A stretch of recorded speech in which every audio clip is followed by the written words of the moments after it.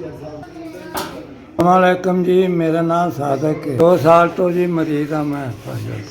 सज्जी काम नहीं करती सां जी, तो टुटी चुगना भी टुटा जी, खब्बा जी।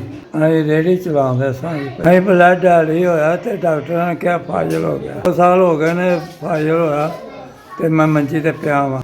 एक बेटा बाल बच्चेदार है जी, मैनू नहीं पुछदा जी, बड़ा मजबूर हाँ जी।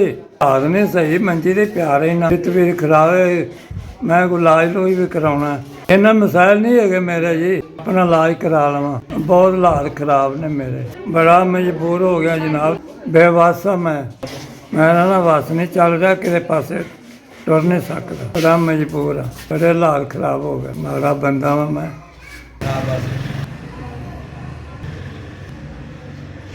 5000 जी इदारे का बहुत शुक्रिया ना, मेरे गरीब की 5000 की मदद की। मैं गरीब आदमी सा, बीमार आदमी सा, मैं दवाई आपकी ले लाँगा। इदारे का बहुत बहुत शुक्रिया जिन्हें मेरी 5000 की मदद की। मैं थोड़े इदारे वास्ते बहुत दुआ कराँगा, गरीबों की मदद करते रहो।